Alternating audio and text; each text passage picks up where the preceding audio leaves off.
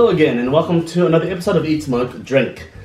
Today we have the privilege of trying another Blair Athol.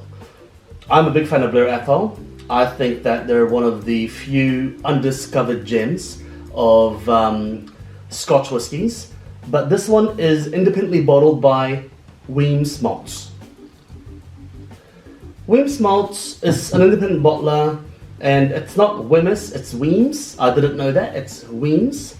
And this is a 27-year-old bottling of Blair Athol at 46%, distilled at 1991, bottled 2018.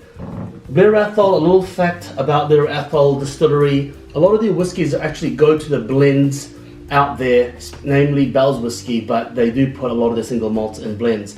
They do have, I believe, one distillery bottling, but generally speaking, they make them for blends.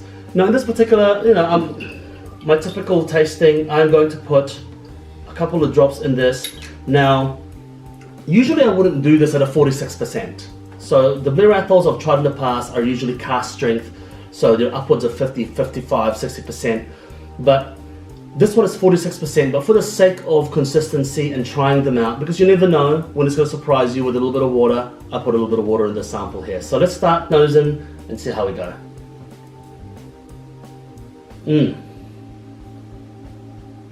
Immediately you get fruit, you get honey, a bit of raisin, you get honey. Honey's very clear. Very pleasant nose straight away.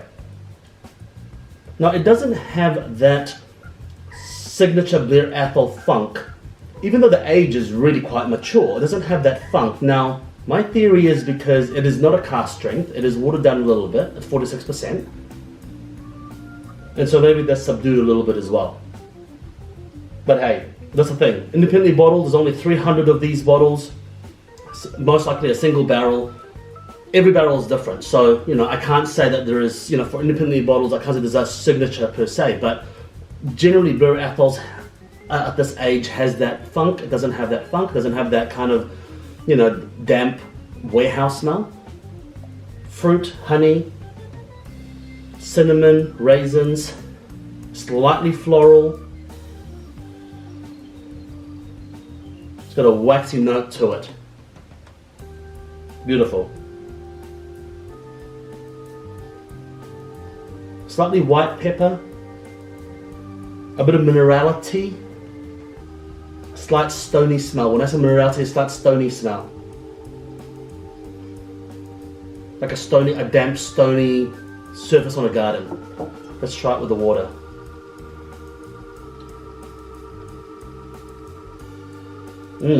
That's interesting.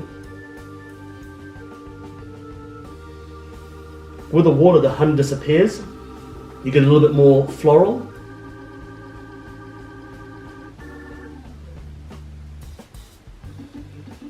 With the water, actually, you get a little bit leatheriness coming through in there. A bit spicier. I'm thinking cinnamon. And a bit of a cereal note to it as well, like a freshly baked bread that's not warm anymore, but a freshly baked bread. A little bit of apricot jam. A little bit of apricot jam in there with the water. So, see, I'm always pleasantly surprised with the nose and how different they are, but the taste is what it comes down to as well.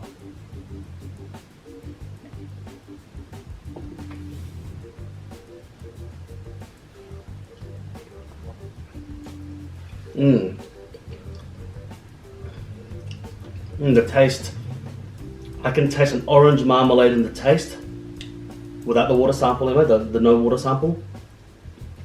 I can get honey. I get a little bit of a herbal note to it.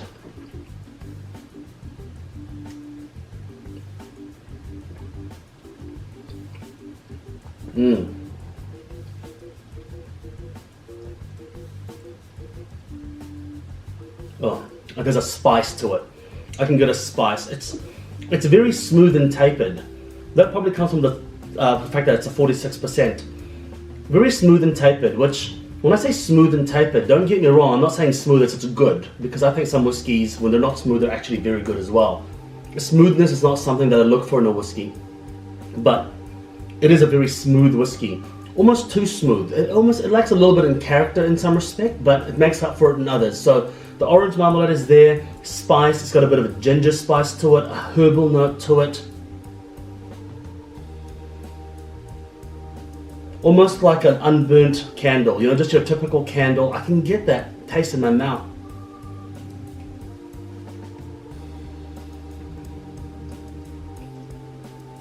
It's very nice. It's not an overly complex whiskey. It's an overly complex whiskey. There's not too much going on, but it is a very nice whiskey. It's very satisfying whiskey. Let's try it without the water. Just gonna get a glass of water.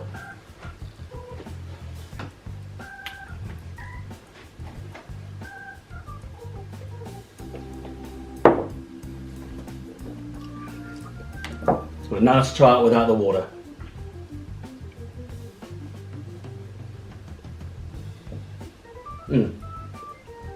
With the water, I mean. Sorry, apologies.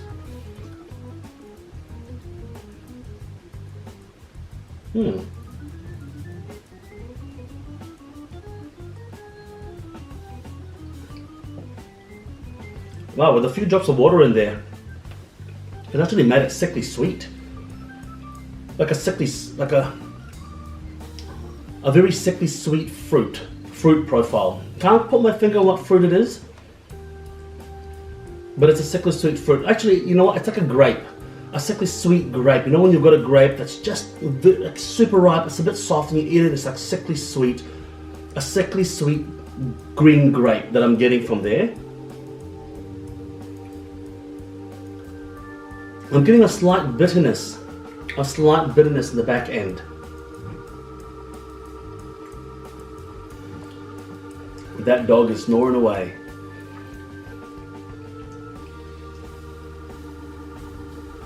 Very nice. But I think my vote is no water. I think it's already watered down enough at 46%. Any more, it loses a lot of its character. I'm getting sickly sweet, I'm not getting much else. The spice is gone, the herbal nature is gone. I'm getting bitterness in the end, but not a good bitterness. It's just separated the flavors out too much for me, and it's just tamed them down way too much. My conclusion is this one here, definitely no water. Definitely no water. This is my second Wemyss bottling. The first one I had was Campbelltown, and I loved it. And I also quite like this one here. It is a shame though, because for the price, you are paying about $180 to $200 for a bottle of this. I think it's probably $170, $180 for a bottle of this. But the problem you've got is it's 46%. So I think that's a bit of a shame, because there are other Blair Athol bottlings out there that's cask strength, which gives you more flexibility on the flavor profile that you're looking for, that could be looking for, and it's roughly similar in price as well. So would I buy it again? I'd have a think about it. I think it's a very nice whiskey. I really enjoy it.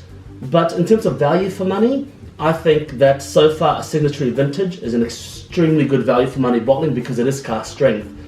That's the only reason really, because it is cask strength. But if you take that aspect away from it and you just drink it as, you know, because of what it is, I definitely think it's fantastic. No doubt about it. Blair Athol, I'm a huge fan. And every Blair Athol experience I've had so far has had similarities, slightly different, but not disappointing, never disappointing. So yes, thank you very much for joining us today, and I'd like to thank Megan for giving me this bottle. She's my sponsor today, and if you like what you're watching, please hit subscribe, and please give me a thumbs up if you like the video, and if you've got any questions about Blair Athol, ask away.